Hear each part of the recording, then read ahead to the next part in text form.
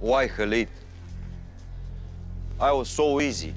You could just bring me the necklace and got your money. Why so greed? I swear it ain't greed. It was misunderstanding. فين العقد يا ابراهيم؟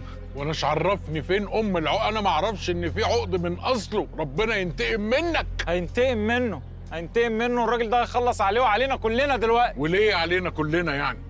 مستر ايرمان listen to me please. We did nothing. It's all Khalid's fault. If you want to kill him, it's up to you as you like. ايه ده؟ اخرس ولك shut up.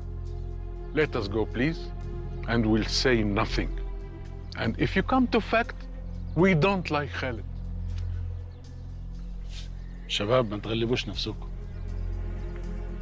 الجماعة دول أنا أعرفهم كويس، هيقتلونا. شور.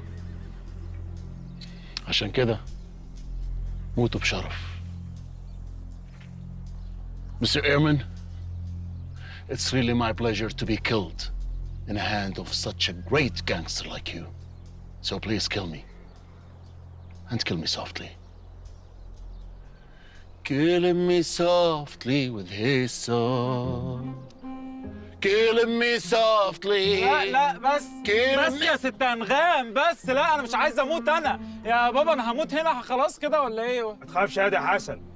سير look me. Look me. His son still time young. Not enter the world. He go far away and kill me بداله. I understand nothing. I understand only one thing, that I have to kill you all. I have to kill you all. خرب بيتك يا رمال، كنت اقول لك اترجم لك. شكلك سخنتوا علينا. And you know what? I'm gonna start with Khalid. No. No, please, Ehrman. No, please, Ehrman. No, please, wait. No.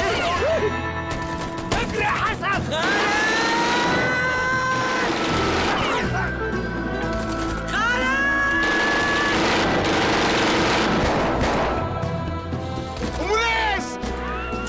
هي مين ام ناس دي؟